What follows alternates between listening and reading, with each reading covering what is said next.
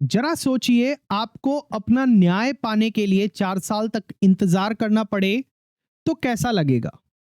4 साल तक अनिश्चितता, 4 साल तक तनाव और 4 साल बाद जो फैसला आया, वो कुछ भी हल ना करे तो? जी हाँ, यही हुआ था केस एमएस लैंकोर होल्डिंग्स लिमिटेड बनाम प्रेम कुमार मेनन व अन्य के केस में 2025 के केस में, जहां पर आर्बिट्रेशन का मकसद तेज न्याय था, लेकिन देरी ने पूरा उद्देश्य ही खत्म कर दिया। और अब सुप्रीम कोर्ट ऑफ इंडिया ने इस मामले में एक ऐतिहासिक निर्णय दिया है, लैंडमार्क जजमेंट दिया है, जो तय करता है कि अगर आर्बिट्रेशन अवार्ड देने में देरी इतनी ज्यादा हो जाए कि न्याय ही बेअसर हो जाए, तो ऐसा अवार्ड सेट असाइड किया जा सकता है। सेट असाइड का मतलब रद्द किया जा सकता है। ऐसा फैसला आर्बिट्रेशन का रद्द किया जा सकता है। तो चलिए आज हम डिटेल में समझते हैं कैसे ये फैसला भारत के आर्बिट्रेशन लॉ को हमेशा के लिए बदल सकता है। MS Lancor private limited case. मेरा नाम आशीष जैन है और मैं संस्थापक हूं दून लॉ मेंटर का, जहां हम आपकी तैयारी करवाते हैं न्यायिक सेवा परीक्षाओं की और सहायक अभियोजन अधिकारी परीक्षाओं की। तो चलिए सबसे पहले हम मामले की पृष्ठभूमि को समझते हैं। कहानी की शुरुआत होती है साल 2004 से। लैंकोर होल्डिंग्स लिमिटेड एक रियल एस्टेट कंपनी है, डेवलपर कंपनी है। उसने प्रेम कुमार मेनन और अन्य भूमि मालिकों के साथ एक जॉइंट डेवलपमेंट एग्रीमेंट किया। उस कॉन्ट्रैक्ट के अनुसार, उस अनुबंध के अनुसार दोनों पक्षों को बनने वाली इमारत में 50-50% हिस्सेदारी मिलनी थी। यानी कि जब वो बिल्डिंग तैयार हो जाएगी तो डेवलप्ड लैंड जो होगा उसका 50% लैंकोर होल्डिंग को जाएगा और 50% प्रेम कुमार जी को जाना था। ऐसा ये कॉन्ट्रैक्ट हुआ था। लेकिन जैसा कि अक्सर ऐसे समझौतों में होता है, वही हुआ, झगड़ा शुरू हो गया। डेवलपर का कहना है कि निर्माण पूरा हो चुका है, जबकि भूमि मालिकों का आरोप है कि काम अधूरा है और शर्तों के अनुसार नहीं हुआ। डेवलपर ने जो है एक कॉपी जो पावर ऑफ अटॉर्नी की थी, उसका इस्तेमाल कर, जो मूल रूप से एस्क्रो में रखा गया था, अपना 50% हिस्सा बेचने के लिए सेल डीड्स बना दिए, जहां से विवाद और गहरा हो गया। मतलब दोनों पार्टीज के बीच में झगड़ा शुरू हुआ और डेवलपर ने क्या किया कि एक कॉपी जो पावर ऑफ अटॉर्नी उनके पास थी उसका इस्तेमाल किया और उसको मूल रूप से जो पहले एस्क्रो अकाउंट में रखी गई थी उससे अपना 50% हिस्सा बेचने के लिए एक सेल डीड तैयार करवा ली और यहीं से विवाद और बढ़ गया। मामला गया आर्बिट्रेशन में, जहां एक सेवानिवृत्त हाईकोर्ट जज आर्बिट्रेटर नियुक्त हुए। लेकिन यहां हुआ सबसे चौंकाने वाला हिस्सा। अवार्ड जुलाई 2012 में रिजर्व हुआ, लेकिन मार्च 2016 में सुनाया गया। मतलब समझ रहे हो कि दोनों पक्षों को सुन लिया गया आर्बिट्रेटर के द्वारा और फैसले को रिजर्व कर लिया गया और 4 साल के बाद 2016 के अंदर उस फैसले को, उस अवार्ड को सुनाया गया। यानी लगभग 4 साल के बाद, और वो भी बिना किसी स्पष्टीकरण के, बिना किसी एक्सप्लेनेशन के। और जब अवार्ड आया तो उसने विवाद सुलझाने की बजाय दोनों पक्षों को फिर कोर्ट जाने के लिए मजबूर कर दिया। यानी 4 साल की प्रतीक्षा और परिणाम नील बटे सन्नाटा, जीरो बटे सन्नाटा। अब बात करते हैं कानूनी मुद्दों की। अवार्ड में देरी का क्या प्रभाव होता है उसको समझते हैं। पहले बड़ा सवाल जो सुप्रीम कोर्ट के सामने आया वो ये था कि क्या अवार्ड देने में देरी उस अवार्ड को अवैध बना देती है, कि जो फैसला है उसको देने में अगर देरी की जाए तो क्या उस फैसले को, आर्बिट्रेशन के अवार्ड को अवैध बना देती है। इस पर सुप्रीम कोर्ट ने कहा सिर्फ देरी से अवार्ड देना अवैध नहीं होता, लेकिन अगर वो देरी अत्यधिक हो, इनऑर्डिनेट हो, बिना कारण के हो, अनएक्सप्लेन्ड हो, तो और उससे न्याय की जो निष्पक्षता है और वो खत्म हो जाए, वो अच्छा नहीं लगे, और जो निर्णय की गुणवत्ता है वो भी अगर प्रभावित हो रही है, तो वो अवार्ड अवैध और शून्य माना जाएगा। ध्यान रखिएगा यहां पर सुप्रीम कोर्ट ने क्या कहा, मैं आपको फिर से रिपीट कर रहा हूं, ये बहुत लैंडमार्क जजमेंट है आर्बिट्रेशन के अंदर। आने वाले सालों के अंदर बहुत सालों तक इस फैसले का जिक्र किया जाएगा।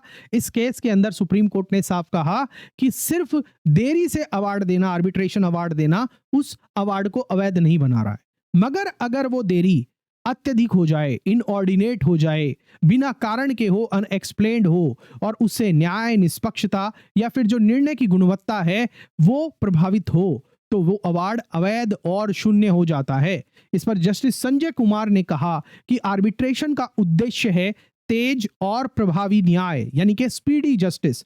अगर आर्बिट्रेटर वर्षों तक फैसला टालता रहे तो ये पब्लिक पॉलिसी ऑफ इंडिया के खिलाफ है।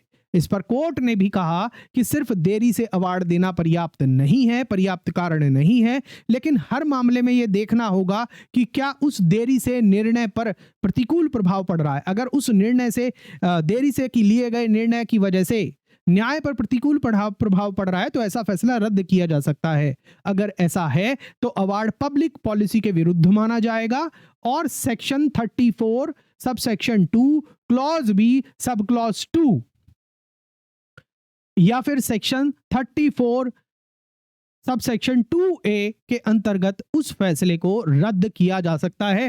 प्रोविजन आप ध्यान दीजिएगा, section 32 sub section 2 clause B sub clause B और patent illegality section 34 sub section 2A के तहत, public policy violation section 34 sub section 2 clause B sub clause 2 और पेटेंट इलीगैलिटी कहां पर दी गई है, सेक्शन 34 सब सेक्शन 2A के तहत उस फैसले को रद्द किया जा सकता है। अब आगे बढ़ने से पहले मैं आपसे एक सवाल पूछना चाहता हूं, आपकी राय जानना चाहता हूं।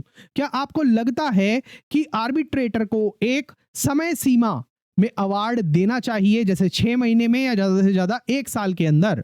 कमेंट करके हमें बताइएगा अपनी राय जरूर। वीडियो पसंद आ रहा है लाइक करके शेयर करना मत भूलिएगा। अब बात करते हैं अनवर्केबल या फिर इनइफेक्टिव अवार्ड की। ये कानूनी मुद्दा क्या है इसको समझते हैं।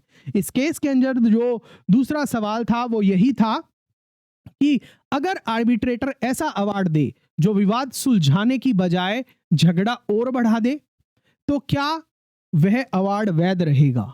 समझ रहे हैं सवाल? Award declared sale deed void but refuse to provide consequential relief, कौन जीता, किसको क्या मिला, ऐसा कुछ डिसाइड ही नहीं किया। तो मतलब मामला यही था कि अगर आर्बिट्रेटर ने फैसला दिया देरी से, ऐसा फैसला दिया जो विवाद को सुलझाने की बजाय झगड़े को और बढ़ा दे, तो क्या वो अवार्ड वैध होगा? तभी भी इस पर सुप्रीम कोर्ट ने कहा बिल्कुल नहीं होगा। अगर कोई अवार्ड विवाद को पूरी तरह सुलझा नहीं पाता है, पक्षों को फिर से मुकदमेबाजी करने पर मजबूर कर रहा है, तो वो award public policy of India के विरुद्ध है। और इस केस में आर्बिट्रेटर ने डेवलपर की सेल डीड को वॉइड तो घोषित किया लेकिन कोई कॉन्सिक्वेंशियल रिलीफ नहीं बताया। यहां पर देखिएगा कि जो आर्बिट्रेटर है उन्होंने ये बोला कि जो सेल डीड है किसकी, डेवलपर की, वो वॉइड है, मगर कोई कॉन्सिक्वेंशियल रिलीफ नहीं दिया याचिकाकर्ता को, यानी दोनों पक्षों को फिर से कोर्ट में जाने पर मजबूर कर दिया। यही झगड़ा फिर से कोर्ट के सामने आएगा।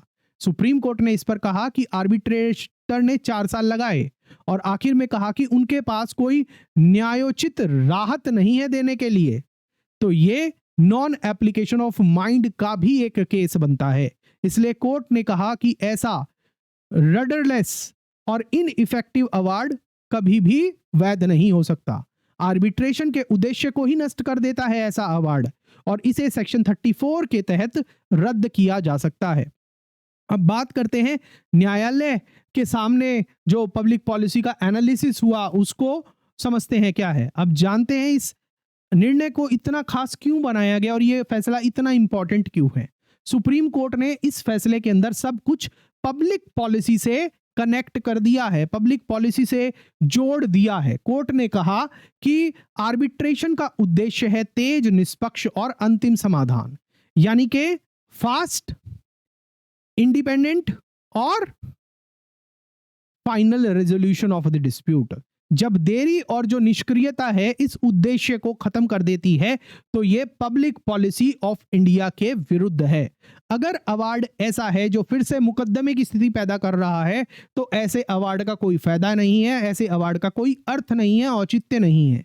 कोर्ट ने यह भी कहा कि यह मामला अब दोबारा आर्बिट्रेशन में नहीं भेजा जाएगा, बल्कि आर्टिकल 142 अनुच्छेद 142 के तहत सुप्रीम कोर्ट खुद पूर्ण न्याय यानी कि कंप्लीट जस्टिस को इसमें एंश्योर करेगा और उसके तहत इस मामले में फैसला सुनाएगा।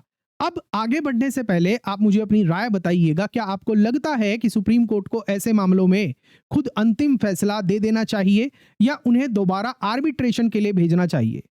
आपको क्या लगता है? वैसे हमारा पर्सनल ओपिनियन ये है, सुप्रीम कोर्ट ने बहुत अच्छा किया है, वापस से झगड़ा आर्बिट्रेटर के पास भेजेंगे तो वो कभी सुलझ ही नहीं पाएगा। आप अपनी राय कमेंट सेक्शन के अंदर जरूर दीजिएगा। अब अंत में हम अपने कंक्लूजन पर चलते हैं और रिलीफ की बात करते हैं, और इस फैसले के अंदर कंक्लूजन पर जाएंगे उससे पहले कोर्ट का जो फाइनल ऑर्डर है और जो रिलीफ है उसको भी समझते हैं। सुप्रीम कोर्ट ने इसमें क्या अंतिम आदेश दिया उसको समझते हैं। 142 अनुच्छेद के तहत क्या आदेश दिया?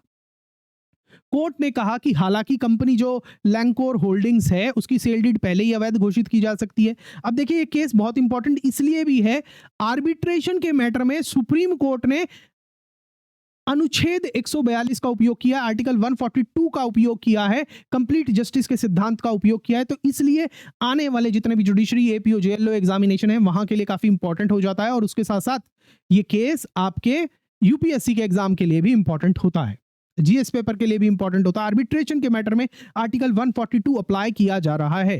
कोर्ट ने इस केस के अंदर क्या कहा, सुप्रीम कोर्ट ने क्या कहा कि जो हालांकि कंपनी जो है लैंकोर होल्डिंग्स इंडिया, जो उसकी सेल डीड है वो अवैध हो चुकी है, लेकिन अब उन्हें वैलिड माना जाएगा ताकि दोबारा मुकदमा ना हो। जो लैंकोर होल्डिंग ने जो सेल डीड बनाई थी उसको कोर्ट ने वैलिडेट कर दिया है, समझ रहे हो? अब उसका क्या मतलब होगा कि 50% वो हिस्सा सेल आउट कर सकता है और पैसा कमा सकता है, लेकिन कंपनी को इसकी सजा भी मिलेगी। उसके 6.82 करोड़ की जो सिक्योरिटी डिपॉजिट है वो जब्त कर दी गई। 6.82 करोड़ की सिक्योरिटी डिपॉजिट को जब्त कर लिया गया है। साथ ही कोर्ट ने 3.18 करोड़ का अतिरिक्त मुआवजा भी तय किया ताकि कुल भुगतान 10 करोड़ हो जाए। ये मुआवजा किसको दिया जाएगा? प्रेम कुमार जी को। कोर्ट ने अतिरिक्त मुआवजा इंश्योर किया 3.18 करोड़ का। इसके बाद कंपनी को अपने 50% हिस्से का कब्जा लेने की अनुमति दी गई, जैसा कि जेडीए यानी कि जॉइंट डेवलपमेंट एग्रीमेंट में तय किया गया था। और कोर्ट ने कहा कि यह व्यवस्था इस लंबे विवाद का अंत करेगी और दोनों पक्षों को न्याय देगी। यानी 21 साल पुराना विवाद आखिरकार खत्म किया सुप्रीम कोर्ट ने अनुच्छेद 142 को अप्लाई करते हुए। यही है आर्टिकल 142 की शक्ति, जहां सुप्रीम कोर्ट केवल कानून नहीं बल्कि वास्तविक न्याय करता है। यह बात ध्यान दीजिएगा, यह वही अनुच्छेद है जिसको हमारे पूर्व उपराष्ट्रपति ने न्यूक्लियर मिसाइल कहा था। यह वही अनुच्छेद है जिसको हमारे पूर्व उपराष्ट्रपति जगदीप धनखड़ जी ने न्यूक्लियर मिसाइल कहा था। उसके रिगार्डिंग बहुत सारा विवाद भी हुआ था और वहीं से सुप्रीम कोर्ट में संदर्भ भी गया था, राष्ट्रपति संदर्भ भी गया है, जिसपे फैसला सुरक्षित कर लिया गया है राष्ट्रपति महोदया के द्वारा।